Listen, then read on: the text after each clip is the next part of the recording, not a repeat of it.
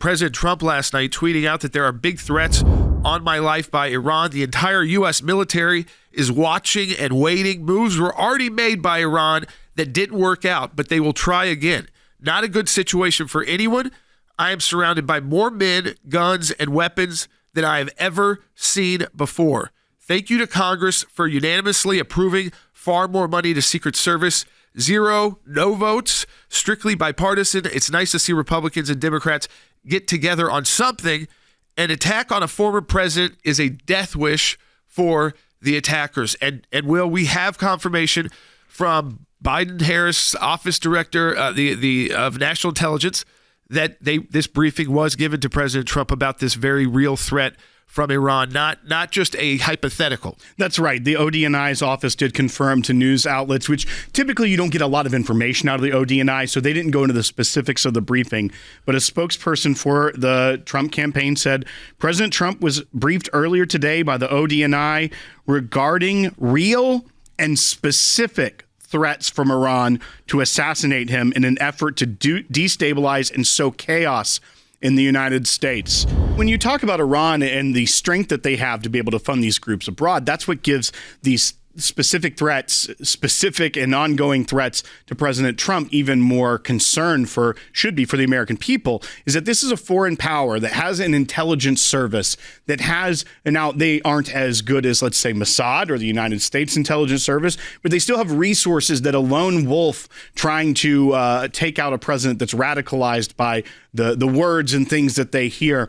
These are governments that have resources to try to carry this out. We know that Iran has tried to assassinate Saudi officials on U.S. soil in Washington, D.C.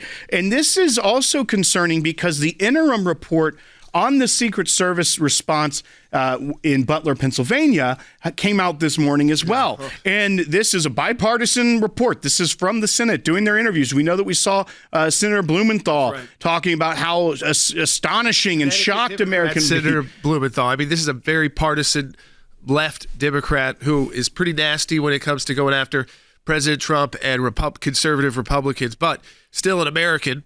And when he got that briefing, said he was absolutely shocked. And in this interim report, so this isn't even the final report, they say that the planning failures preceding the first assassination attempt on former President Trump were, quote, foreseeable and preventable. They went into all of the failures, whether no one had clear roles. There was supposed to be a drone flying over, scanning the area.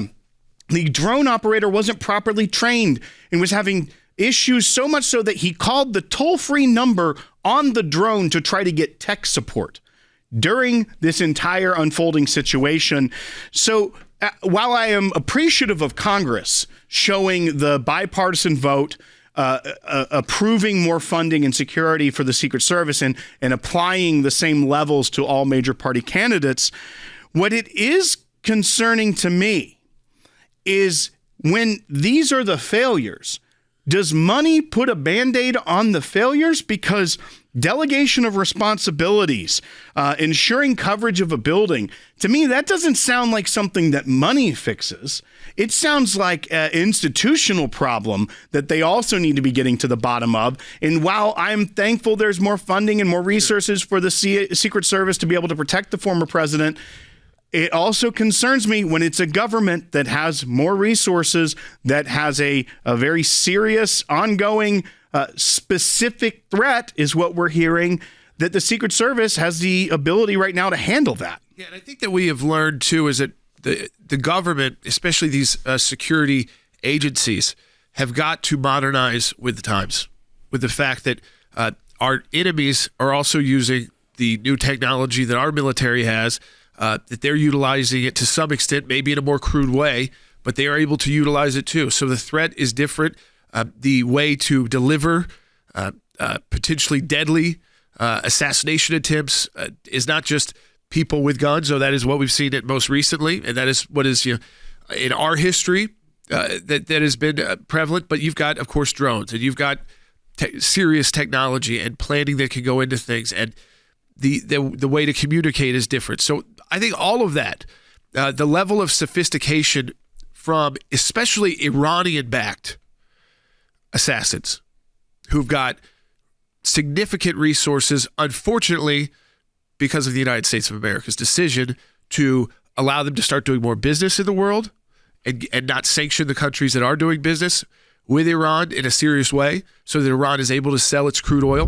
There's been a lot of talk about rhetoric as well, rhetoric that we use in politics, day-to-day politics. And yet this obviously has not gotten across to some of our top leaders, including cabinet members of the Biden-Harris, again, the top cabinet members. These are secretaries of departments using language which is not just, again, I think, heightening, making things hotter, tougher.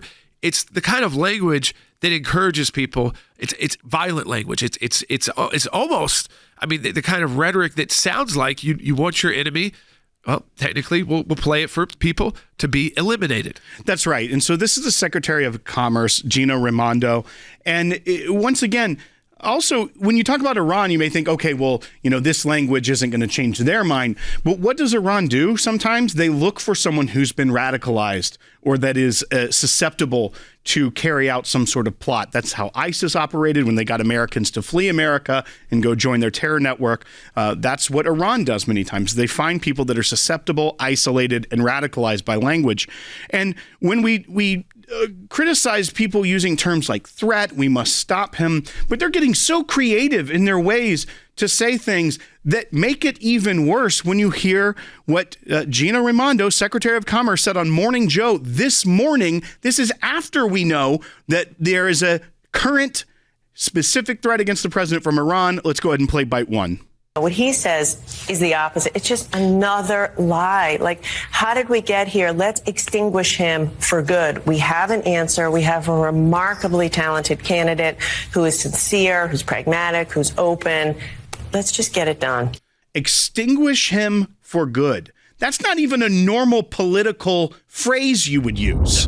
We know Iran is actively trying. They don't care who actually carries it out or what their values are, why they could be motivated. They just need to motivate someone to do it, that to get to their goal. But President Biden, it just broke on the news. Just said that President Trump doesn't believe in democracy. So we've now had a Biden cabinet secretary say he has to be eliminated, extinguished. And President Biden saying that President Trump doesn't believe in democracy. These are, again, these ideas to stoke fear in the American people that President Trump and his allies and his supporters are evil people trying to overthrow the U.S. government and our basic ideals of freedom and our rights and liberty. We all know that's not true, but bad actors, folks, they just need to be triggered. So when you make these comments in a time like this, especially after 2 assassination attempts, shame on you, President Biden. But shame on our country as well.